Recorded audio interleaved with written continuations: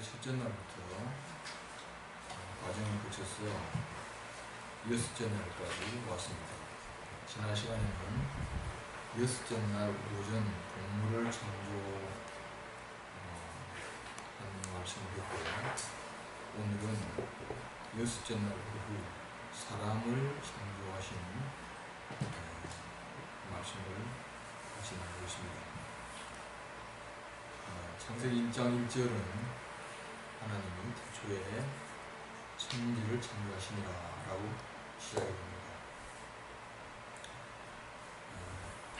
여기서 천지라고 하는 것은 하늘과 땅과 그 가운데 있는 모든 만물을 이야기를 하고 있습니다. 물론 그 안에 사람도 들어가 있겠죠.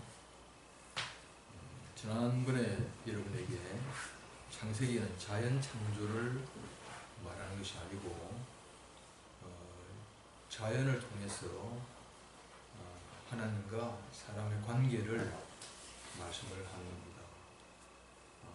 그래서 창세기 1장 1절은 물론 천지를 창조하신 그 말씀이지만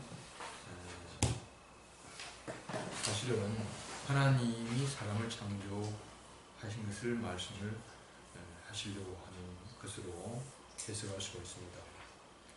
하나님이 사람을 지으신 것은 완전하게 지으신 거예요. 하나님의 작품이라고 하는 것이죠. 근데 하나님의 작품이 사람이 창세기 1장 1절에 보면 땅이 물로 덮였다 이렇게 이야기하고 있어요. 땅이 물로 덮이면 땅은 쓸모가 없게 되겠죠, 그죠?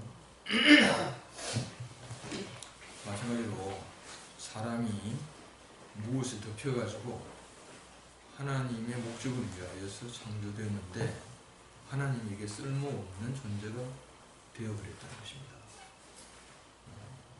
그러면 무엇으로 덮였다는 것인가? 이것은 창세기 3장에 보면은 사람이 하나님이 먹지 말아야 할 양식을 사탄의 유혹으로 먹었다는 말이 나옵니다. 그래서 그 양식이 뭐냐면 사람이 먹었던 그 양식이 선과 악을 알게 하는 지식입니다. 사람이 이제 선과 악을 아는 지식이 들어와서 하나님의 쓸모 없게 된 거죠. 자기가 생각하고 자기가 판단하고 자기가 결정하고 자기가 행동하고 모든 것을 자기가 하나님이 되어서 그렇게 살게 되었으니까 하나님이 자기의 목적을 위하여 사람을 지어 놓으셨는데 그 사람이 하나님 목적대로 쓰이지 못하고 하나님에게 쓸모없는 존재가 되어버렸습니다. 이것을 마치 땅이 물에 덮이면 땅에 쓸모없는 것과 마찬가지로 사람이 그렇게 되어버리고 말았다는 것입니다. 그래서 하나님께서는 이 물로 덮인 사람을 다시 회복시켜서 하나님에게 쓸모있는 사람으로 이렇게 만들지 않으면 안 되는 거죠, 그죠? 그러니까 우리가 이제 교회 오기 전에 하나님 말씀을 듣기 전에 우리 상태를 보면은 우리는 세상의 지식과 모든 어떤 것으로 인해서 우리가 물이 땅을 덮은 것처럼 이렇게 덮여 있는 사람이었어요. 그래서 하나님도 모르고 또 하나님의 목적도 모르고 하나님에게 쓸모없는 그런 사람이었어요. 그게 이제 창세기 1장 2절 상태였죠. 그런데 이제 이 사람에게 하나님이 찾아오셨습니다.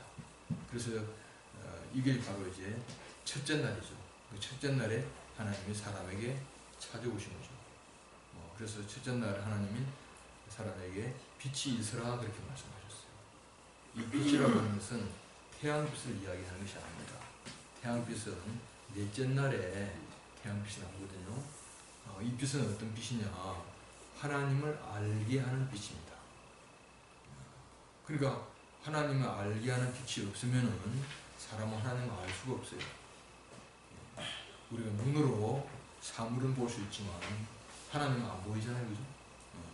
또 우리는 여러 가지 지식으로 다른 걸 이해할 수 있지만 하나님의 말씀을 우리가 알 수가 없어요. 그래서 하나님의 말씀을 알 수 있는 이 빛이 창세기 1장 3절의 빛입니다. 머리가 좋다고 하나님 말씀을 알아듣는 것이 아닙니다. 귀가 밝다고 해서 하나님 말씀이 들리는 것이 아닙니다. 나도 캄캄한 어두움에 있었는데 어느 날 빛이 딱 비치니까 하나님 말씀이 이렇게 딱 알아졌어요. 그러니까 결국 하나님을 알게 하는 빛이 없으면 우리는 하나님을 알 수도 없고 하나님의 말씀을 알아들을 수가 없는 거죠. 그죠? 이것이 첫째 날입니다. 그러니까 우리가 하나님의 말씀이 우리 귀에 들린다. 또 하나님을 알게 된다. 이것은 우리가 첫째 날에 시작됐다는 것입니다. 둘째 날은 무엇이냐면 땅이 온 천지를 물로 덮어져 그죠. 그런데 하나님께서 이 중간에 궁창, 영어로 말하면 스카이, 하늘을 두어서 궁창 위에 물과 궁창 아래 물로 나뉘었습니다. 우리가 하늘 색깔하고 바다 색깔하고 같죠, 그죠? 그 옛날 사람들 생각할 때에 위에도 물이 있고 밑에도 물이 있구나 이렇게 생각을 했습니다. 아까 이야기한 것처럼 이 물이라고 하는 것은 뭐냐면 사람을 덮고 있는 선악의 지식이고 이 선악의 지식을 사람에게 먹인 천사를 이야기합니다. 사탄을 이야기하는 거죠. 그렇죠? 그래서 사탄이 거역을 해가지고 하나님도 거역하고 그리고 원래는 천사는 사람이 이 심부름을 시킬 수 있는 사람의 종으로 만들었어요. 근데 거역을 해가지고 오히려 사람을 지배하게 됐다는 거죠. 근데 이제 둘째 날에 하늘에 궁창을 두어가지고 하늘 위에 물과 하늘 아래 물로 나누었다는 것은 뭐냐면 이거는 첫째 날 하나님의 말씀이 사람에게 들려가지고 사람이 제자리에 오게 되면은 이제 천사도 제자리에 간다는 것입니다. 그죠? 우리가 술을 먹은 사람을 보면 엉망진창이거든요. 온 집안을 완전히 부수는 사람도 있고 말이죠. 뭐 테레비도 막 부수고 말이죠. 전화기도 집어 던지고 막. 왜냐면 이 사람이 말이죠. 술을 먹고 정신이 해가닥한 거잖아요. 그죠? 그러니까 한 사람이 잘못되니까 온 집안에 있는 모든 물건들, 식구들이 잘못되게 되어 있는 거죠. 그죠? 근데 사람이 올바른 위치에 딱 자리 잡으면 집안에 있는 물건도 제자리에 가게 되고 집안 식구들도 안정이 되잖아요. 마찬가지로 사람의 자리에 가게 되면은 결국 천사도 이제 하나님을 돕게 되고 또 사람을 돕게 되는 거죠. 그래서 하나님을 돕는 천사를 바로 궁창 위의 하늘이라고 그러고 사람을 돕는 천사를 궁창 아래 바로 물이라고 그렇게 이야기를 합니다. 그래서 사람이 올바른 자리에 있으면 천사도 올바른 자리에 가게 된다. 이렇게 해석을 할 수가 있습니다. 그리고 이제 셋째 날에는 이제 땅을 덮은 물을 한 군데 모으게 했어요.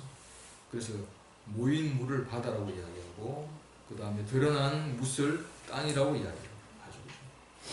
그래서 비로소 하나님은 땅을 드러내게 되었습니다. 이 땅은 하나님께 너무너무 중요한 거죠. 하나님은 바로 땅을 왜 중요하게 여기냐면 땅이 없으면 씨를 뿌릴 수가 없는 거죠. 그래서 하나님께서 땅을 드러내게 해가지고 이제 땅에 씨를 뿌리게 된 거죠. 그래서 이제 땅에 풀과 채소와 과일을 맺는 나무를 그렇게 창조하셨습니다. 그래서 이제 땅은 말이죠. 이제 드러나게 되니까 결국은 거기에서 이제 아주 푸르른 그런 식물을 내는 그런 땅이 된 거죠. 이게 이제 셋째 날입니다. 그 넷째 날은 뭐냐면 이제 식물이 자라려면 뭐가 필요합니까? 많은 과정이 필요하겠죠. 그죠? 과정. 그래서 이제 봄에 이제 씨를 뿌려가지고 가을에 열매를 맺으려고 하면 그냥 쑥 열매가 나오는 게 아니겠죠. 그죠? 그죠? 시간이라고 하는 과정을 통해서 계절이라고 하는 과정을 통해서 그래서 이제 마지막에 열매를 맺게 되는 거죠. 그죠? 그래서 봄, 여름, 가을, 겨울 이게 왜 필요할까요? 지금 우리가 뭐 여름에 몸살 하고 있죠. 너무 더워가지고. 그죠? 근데 우리는 힘들지만 식물이 자라는 데는 이 뜨거운 태양빛이 필요하잖아요. 그죠? 그래서 식물이 자라려면 봄도 필요하고 여름도 필요하고 가을도 필요하고 또 겨울도 필요해요. 그죠? 또 밤과 낮이 필요하잖아요. 그죠? 이건 전부 다 생명이 자라게 하는 그런 과정들입니다. 그래서 우리 인생을 보면은 우리 인생은 긍정적인 것과 부정적인 것이 있죠. 그죠? 우리가 생각할 때 우리가 좋은 날만 있으면 좋겠다라고 생각을 하지만 우리에게 괴로운 날도 필요하고 절망적인 날도 필요하고 어두운 날도 필요한 거예요. 왜냐하면 이런 것을 통하여서 우리는 이제 열매가 되어져 가는 것이죠. 그래서 우리나라 사과는 이제 사계질이 뚜렷하죠. 그죠? 그렇기 때문에 이제 열대 과일은 그냥 단맛이 나는데 우리나라 과일은 아주 맛있습니다. 그래서 배도 우리나라 배가 세계 최고예요. 사과도 얼마나 맛있는지. 왜 그랬냐면 계절이 뚜렷하기 때문에 이제 이런 맛이 난다고 이야기하더라고. 그래서 이 식물이 자라는 것은 결국은 이런 시간의 과정을 통하여서 이제 식물이 열매를 맺는 거죠. 그래서 이제 이 시간은 누가 주관하느냐 하면은 하늘의 태양과 그죠? 달이 이제 시간을 주관한다. 그렇게 생각하고 있잖아요. 그죠? 그래서 이제 태양을 중심으로 해서 시간을 이렇게 계산하면서 태양력이라고 이야기하고 달을 중심으로 해서 시간을 계산하면서 태음력이라고 이야기를 하죠. 그죠? 전부 다 이제 바로 밤은 달이 주관하고 낮은 해가 주관하죠. 그죠? 그리고 이제 방향을 전부 다 알려주는 것은 별들입니다. 이런 모든 것은 결국은 시간하고 관계가 있고 계절하고 관계가 있고 밤낮하고 관계가 있는 거죠. 그죠? 그래서 우리에게는 이렇게 시간이 굉장히 아주 필요한 거죠. 살아있는 거다하고 죽어 있는 것은 이제 시간은 정반대입니다. 살아있는 것은 막 자라게 하죠. 시간이라는 것이. 죽어 있는 것은 뭡니까? 더 썩게 만듭니다. 그죠? 그래서 우리가 이렇게 살아있는 생명, 그죠? 셋째 날에 땅에 씨가 뿌려졌듯이 우리 인생에게 이제 씨가 뿌려지면 우리는 시간을 통해서 우리의 생명이 자란다 하는 것을 알 수가 있습니다. 근데 이제 다섯째 날에 보면은 하늘은 아무것도 날지 않죠. 바다는 아무 물고기도 없죠. 그죠? 여러분이 아무것도 날지 않는 공중을 한번 생각해 보세요. 그리고 아무것도 헤엄치지 않는 물을 한번 생각해 보세요. 그죠? 이건 무엇을 연상할 수 있습니까? 죽음을 연상할 수가 있습니다. 그죠? 우리가 이제 로켓을 타고 달에 가면 거기 공중에 뭐가 있습니까? 아무것도 없습니다. 공기가 없다고 말이죠. 그래서 이제 하나님께서는 이 공허한 공중과 그 다음에 이 죽음의 바다를 생물로 채우게 하셨어요. 그래서 바다에는 물고기로 채우게 하셨고 그 다음에 공중은 새로 채우게 하신 것입니다. 이건 막 생동감이 넘치는 거죠. 그렇죠? 그래서 여러분 바다에 보면 각종 고기들이 말이죠. 이 바다에 헤엄을 치잖아요. 그죠? 그래서 얕은 바다에는 조그만 고기가 그 다음에 깊은 바다에는 말이죠. 큰 고기가 그래서 여러 종류의 고기들이 그 죽음의 바다를 이제 살아있는 바다로 바꾸고 있다고 합니다. 그러니까 이 바다에 고기가 있는 거하고 없는 거하고는 너무 다른 거죠. 그죠? 그리고 공중에 이 새를 보세요. 새를 보면 공중의 새가 얼마나 힘이 있는 줄 압니까? 비행기가 언제 기름이 제일 많이 듭니까? 이륙할 때가 기름이 제일 많이 들어요.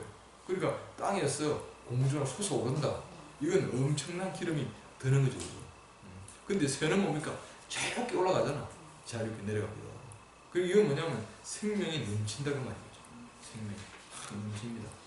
그러니까 우리가 하나님으로부터 그리스도의 생명을 우리가 받으면 우리는 뭔가 공중도 지배할 수가 있고 바다도 지배할 수가 있는 생명이 넘치는 그런 사람이 되어버리고 마는 거죠. 죽어 있는 거하고 살아있는 거 보세요. 죽어 있는 것은 공중에 떨어뜨리면 어떻게 납니까? 그냥 떨어집니까? 떨어질 수밖에 없어요. 그러니까 이게 중력을 이길 수가 없단 말이죠.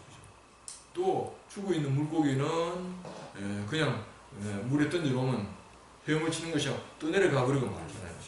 그죠?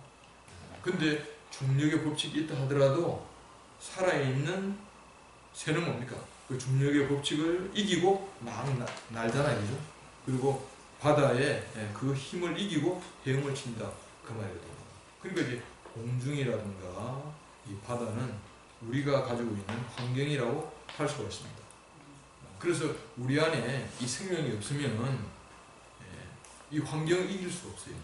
공중이라는 환경을 이길 수가 없고 바다라는 환경을 이길 수가 없는 거죠.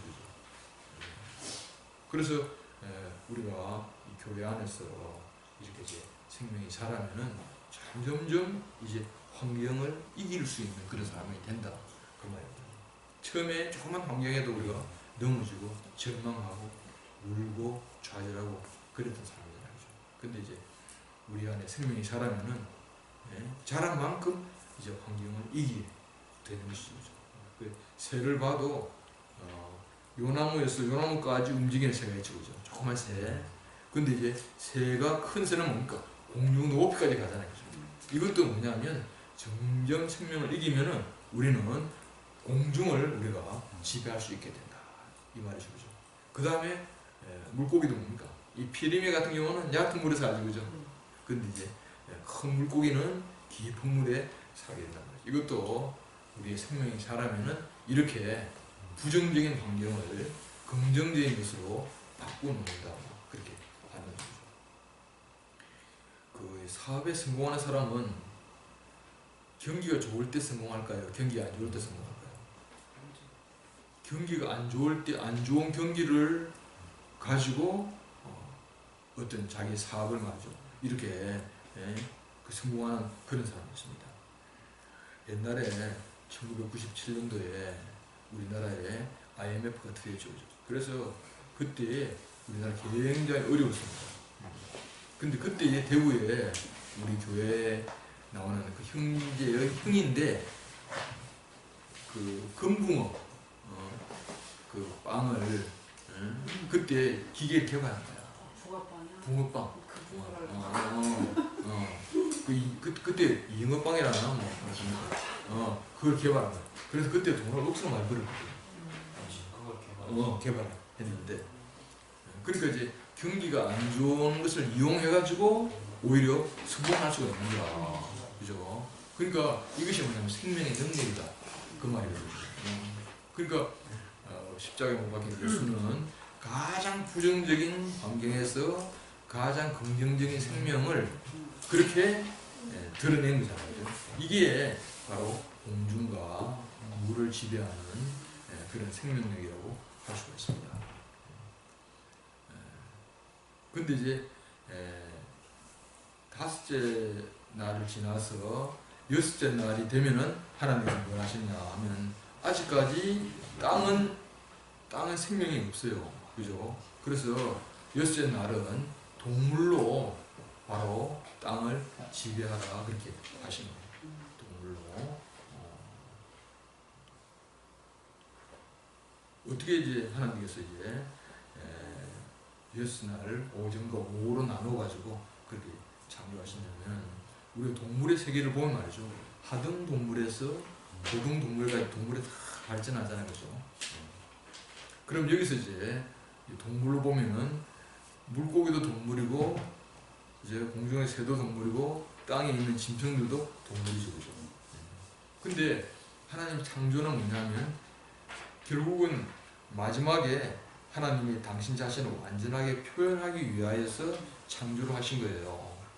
그러면 우리가 물고기를 딱 보면 물고기는 눈꺼풀이 있어요, 없어요? 없어요.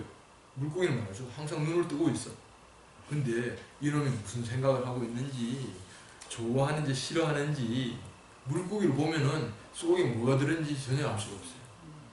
다만 살아있다, 생동력이 넘친다 하는 것은 알 수가 있잖아요. 우리가 어린아이를 보면은 어린아이는 생명력이 넘치잖아요. 그렇지만 뭐냐면 자기가 표현을 못해요. 표현을 못해요. 기껏 표현하는 것이 우는가 하고 말이죠. 그것밖에 표현을 못하잖아요.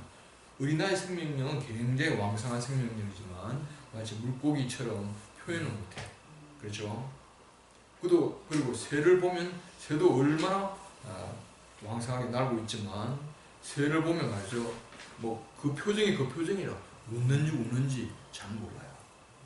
그러니까 생명은 있지만 표현에 있어가지고는 아직까지 바로 낮은 단계입니다. 그 하나님 뭐냐면 당신의 마음을 표현하기 위하여서 결국은 창조를 했기 때문에 그래서 결국은 이제 동물을 창조하지 않을 수가 없는 거죠. 그 동물을 보면 말이죠. 동물은 점점 이제 발전해가면 상당히 많이 자기의 마음을 표현하는 그런 이제 것을 볼 수가 있어요. 그래서 이제 강아지 같은 경우도 말이죠. 강아지고 주인을 보면 말이죠. 주인 강아지의 표정이 다르고 그 다음에 목소리도 다르고 말이죠. 꼬리 흔드는 것도 다르고 말이죠. 좋아서 어쩔 줄 모르잖아요, 그죠? 좋은 것을 막 표현하는 거라. 그리고 싫어하는 사람 보면 말이죠. 막 이렇게 짖고 사납게 말이죠. 이렇게 하잖아요, 그죠? 이것은 뭐냐면 강아지는 자기의 안에 있는 것을 표현할 수 있는 상당히 높은 단계로 발전했다고 할 수 있어요. 여기서 이제 점점 발전해가지고 원숭이까지 오면은 원숭이는 뭡니까? 상당한 정도로 자기를 표현해요. 그래서 원숭이를 보면 우리가 착각할 수가 있어요. 왜냐하면 꼭 하는 짓이 사람 비슷하게 하잖아요. 그렇지만 만약에 하나님께서 원숭이까지만 창조했다고 할 것 같으면 하나님은 원숭이의 하나님밖에 될 수가 없잖아요. 그 표현도 다른 동물에 비해서는 상당히 발전했지만 그렇지만 하나님은 그것으로는 당신 자신을 표현할 수가 없는 거죠, 그죠? 그래서 하나님께서는 이제 자기를 완전하게 표현할 수가 있는 그런 존재가 필요한 거죠. 이게 이제 여섯째 날 오후에 사람을 지으신 것입니다. 그래서 창조의 목표는 사람이에요, 사람. 그죠? 사람입니다. 이 사람이 창조되지 않았더라면 이 땅은 말이죠. 동물의 왕국, 그죠? 식물의 왕국, 이밖에 안 되는 거죠, 그죠? 사람이 창조됐기 때문에 결국은 이제 하나님의 목적이 이루어지는 그런 천지가 될 수가 있는 거죠, 그죠? 근데 이제 사람도 생리적으로 보면은 사람은 동물하고 똑같죠, 그죠? 똑같습니다. 다를 바가 하나도 없습니다. 근데 사람과 동물의 차이는 뭐냐 하는 것입니다. 이건 인격이 있습니다. 인격, 그죠? 그래서 이 인격이 뭐냐? 하나님을 표현할 수 있는 그 무엇을 인격이라고 부르고 있어요. 그죠? 하나님의 마음을 알고 하나님의 마음을 표현할 수가 있는 것이 인격이에요. 우리가 하나님을 우리가 알 수가 없죠, 그죠? 하나님을 알 수가 없어요. 마치 씨를 보면 씨를 알 수가 없는 것과 마찬가지입니다. 근데 씨는 어떻게 알 수가 있습니까? 씨는 땅에 뿌려지면 땅을 통해서 씨 안에 있는 생명이 드러날 수 있잖아요, 그죠? 마찬가지로 하나님이 어떤 분인가를 알 수가 없는데 바로 하나님이 사람을 통해서 나타나면 하나님은 어떤 분이다 하는 것을 알 수가 있는 거죠. 그래서 이 인격은 뭐냐? 하나님을 표현할 수 있는 그릇이며 도구입니다. 이렇게 이해할 수도 있겠죠. 이제 영상기에서 영상을 공중을 한번 쏘아보세요. 그러면 그 영상이 보입니까? 안 보여요. 그죠? 이거 무슨 영화인지 알 수가 없잖아요. 근데 스크린에 딱 비추면 그 영상의 내용이 보이잖아요. 그죠? 그래서 스크린을 통해서 우리는 영화 감독이 어떤 영화를 만들어내는가, 지금 슬픈 영화인가, 기쁜 영화인가, 뭐 저건 맞아, 이게 액션물인가, 그죠? 멜로드라마인가를 알 수가 있잖아요. 그건 무엇을 보고 아는 것입니까? 바로 스크린에 영상이 이렇게 비춰졌기 때문에 알 수가 있는 거잖아요. 그죠? 그러니까 감독이 기가 막힌 영화를 만들어냈다 하더라도 스크린이 없으면은 감독이 만들어낸 영화가 무슨 영화인지 알 수가 없는 것과 마찬가지로 사람이 없으면 하나님이 어떤 하나님인지를 알 수가 없어요. 그래서 바로 하나님께서는 동물의 차원이 아니고 당신 자신을 밝혀낼 수 있는, 당신의 마음을 알 수가 있는 인격이 필요한 거예요. 그래서 제자들은 예수님을 보고 뭐라고 이야기했냐면, 우리가 하나님을 본 적이 없는데 당신을 보니까 하나님이 어떤 분인가를 알겠다, 그렇게 이야기했거든요. 그래서 예수님을 보고 하나님이 어떤 분인가를 알게 됐다는 거죠. 사실 구약에서는 말이죠, 하나님이 구체적으로 사람을 통하여 나타날 수가 없습니다. 불로 나타나고 물로 나타나고 말이죠, 어떤 바람으로 나타나고, 그죠? 이것은 마치 여섯째 날 사람이 나타나기 전에 여러 모양으로 나타나는 것과 마찬가지예요. 근데 이제 예수님이 딱 오시니까 하나님이 어떤 분인가를 알게 된 거예요.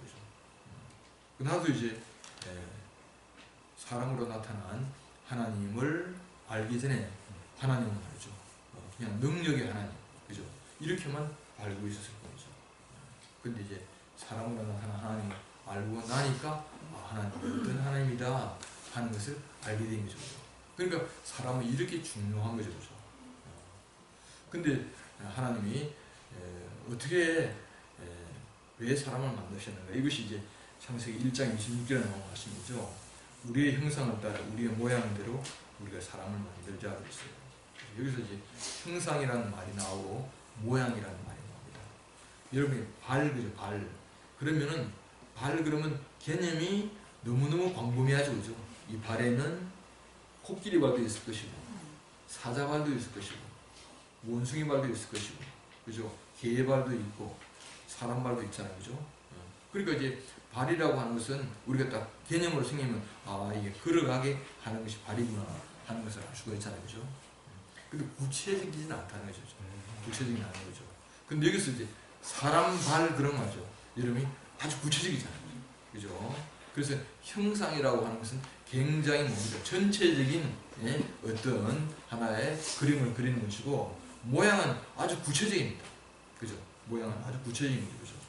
그래서 하나님이 사람을 하나님의 형상과 하나님의 모양으로 지으셨다 하는 것은 뭐냐면은 아주 뚜렷하게 당신 자신을 표현하기 위하여 사람을 지으신 거죠. 그죠?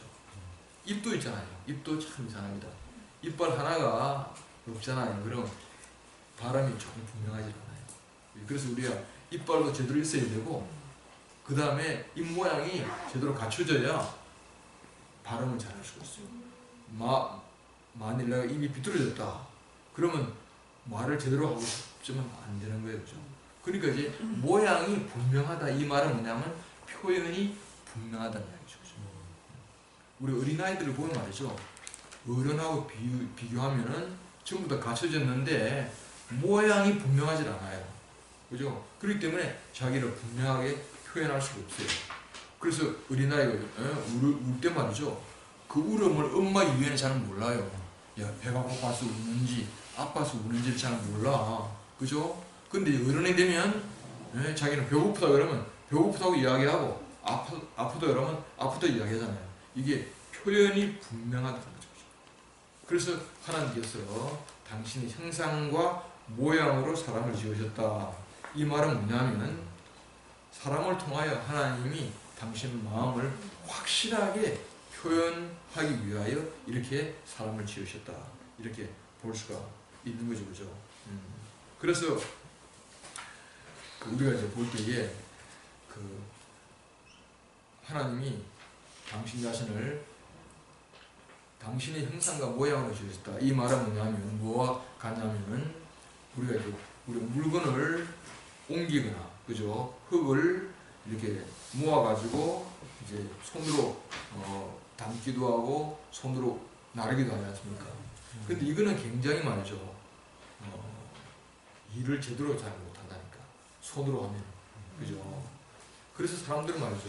어떻게 하면 이 손이 하는 일을 할 것인가. 왜 제일 먼저 사람들이 뭘 생각해? 호미를, 호미. 딱 파고 쭉 옮기고. 그렇게 하다가 깊이 파기 위해서 뭐가 필요합니까? 괭이가 필요한 거야. 근데 이거를 아주 효율적으로 하기 위해서 사람은 뭘 발명했습니까? 포크레인을 발명. 그래서 우리가 포크레인을 보면은 무슨 모양입니까? 손의 모양이에요. 손의 모양. 그렇죠? 손의 모양입니다. 포크레인 한 대가 하는 일이 수백 명이 하는 일보다 더 많이 해요. 포크레인은 엄청나게 큰 일을 하는 거예요. 아파트 있죠. 우리 교회도 재건축하게 되면 이 13층 아파트를 무너뜨려야 돼. 사람이 무너뜨리려면 이게 너무 힘들어. 어떻게 하는지 아닙니까? 제일 목대기에 포크레인 한 대 올라갑니다. 올라가요. 거기서부터 포크레인이 완전히 부수기 않은 거예요. 한 대 가지고 말이죠. 이 한 건물을 며칠 있으면 없애버립니다. 그만큼 포크레인이 힘이 셉니다.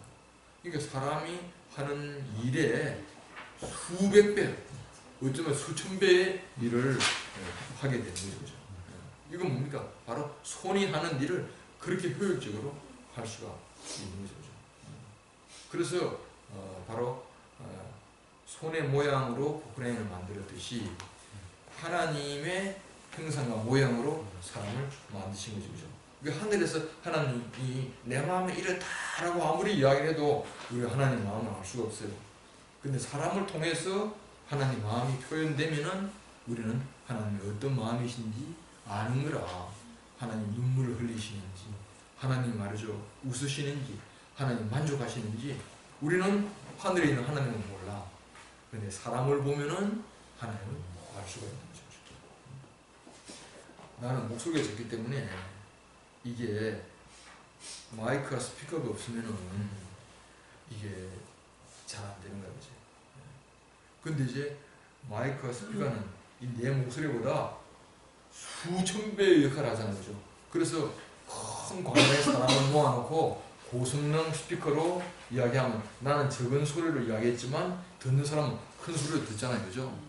이건 전부 다 바로 뭡니까? 이 성대의 모양으로 뭡니까? 바로 마이크와 스피커를 만든 거죠, 그죠?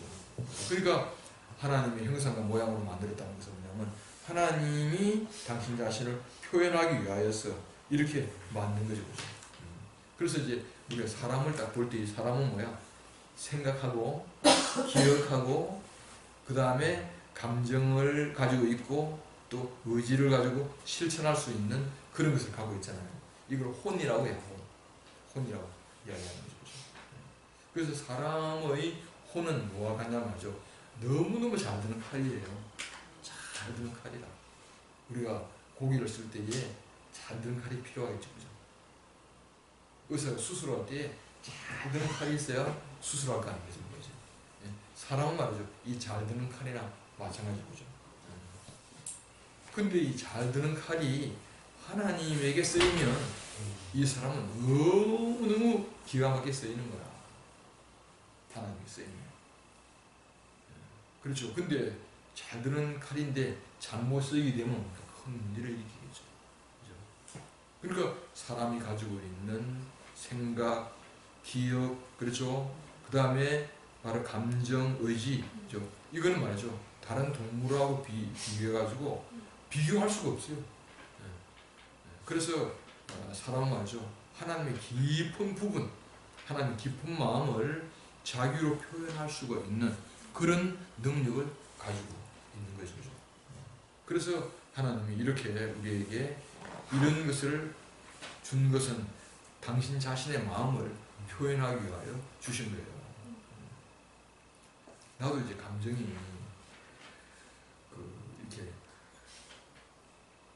잘 울고, 그죠? 막 이런 것이 있어요. 그죠? 그래서 옛날에 영화관에 가면 말이죠. 다른 사람 별로 울지도 않는데 나는 막 움직이고 있어.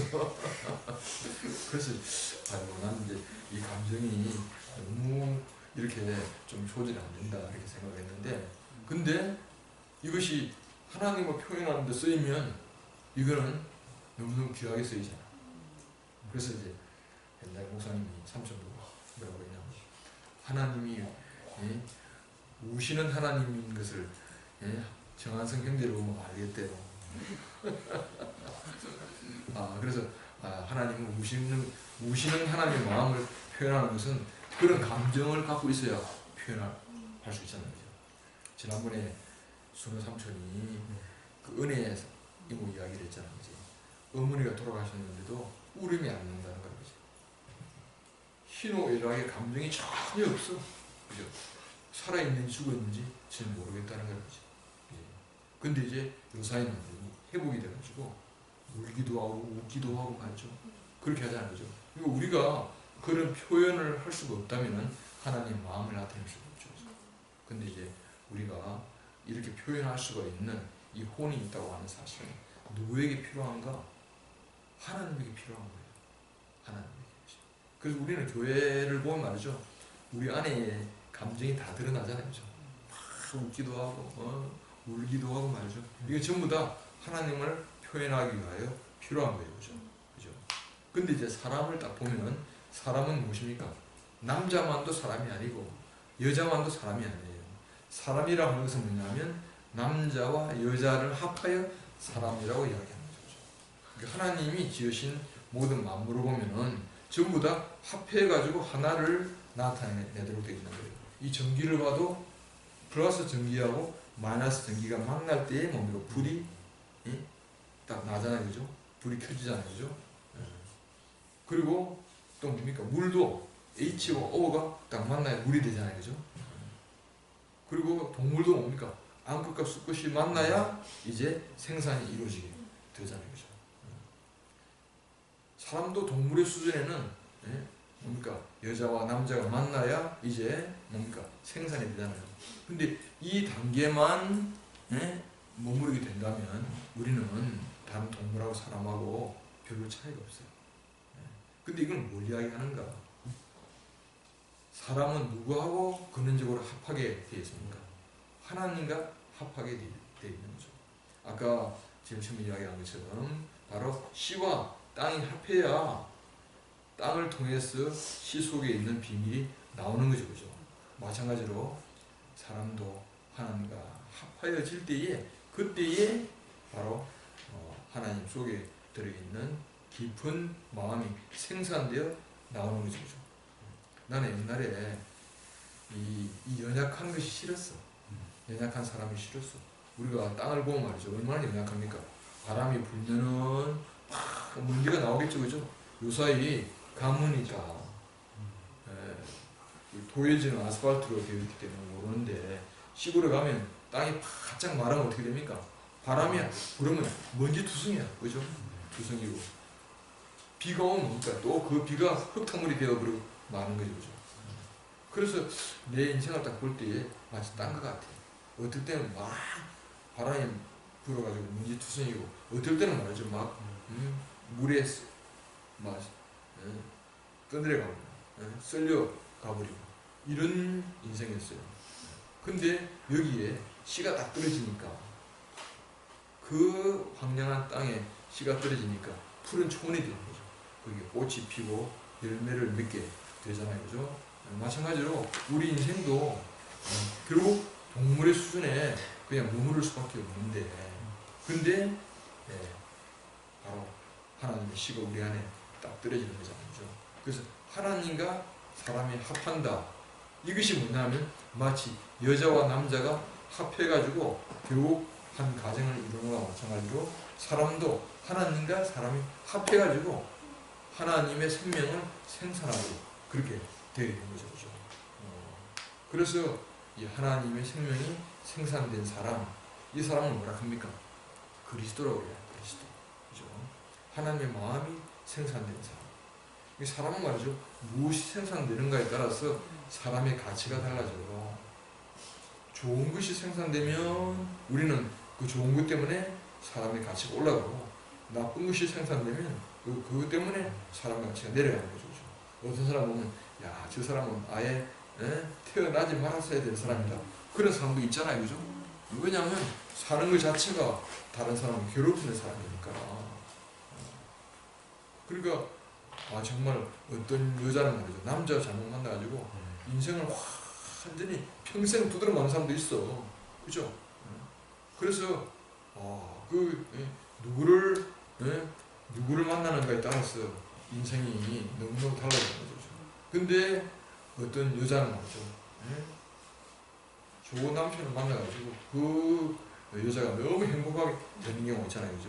그래서 우리나라 속담에도 여자 팔자는 기운박 팔자다 그런 말이 있어요. 그러니까 누구를 만나는가에 따라서 달라지는 거죠. 이게 인생의 운명입니다. 그 인생은 하나님을 만나면, 하나님의 씨를 만나면은 인생을 통하여 그리스도가 생산되는 거죠. 그죠? 이 그리스도가 생산된다는 말은 그냥 만유를 지배하고 다스리게 된다는 거죠. 만유를 지배하고. 그래서 우리 인생은 결국 이렇게 내 인생을 통하여서 그리스도가 나오기 위한 그런 밭이다 하는 것을 알 수가 있는 거죠. 이건 혼자 되는 것이 아닌 거죠. 그죠? 하나님과 사람이 합하여질 때에 이것이 가능하게 되는 거죠. 그래서 사람은 하나님과 연합하여 결국 그리스도를 뭡니까? 그리스도를 생산해가지고 그래서 만유를 지배하기 위하여서 그렇게 있는 존재다 하는 것이죠. 그래서 이 인격이라고 하는 것은 너무너무 신기해요. 어떤 환경도 이렇게 지배하고 다스릴 수 있는 그런 것이 인격이죠. 그래서 마지막에 이 인격이 완전하게 드러난 자리가 십자가에 못 박힌 예수입니다. 완전하게 드러난 자리.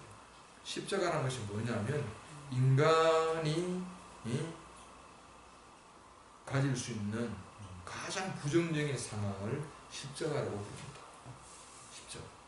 그래서 더 이상의 부정적인 상황이 없을 때에 그걸 십자가로 부르는 거죠. 그건 전부 이게 다 버림받은 자리 아닙니까? 다 버림받은 자리고. 사람들이 전부 다 뭡니까? 그 사람을 전부 다 밀어낸 자리고, 쓸모없다는 자리고, 그런 자리가 십자가의 자리입니다. 근데 이상하게 그 십자가의 자리에서 누굴 이겼습니까?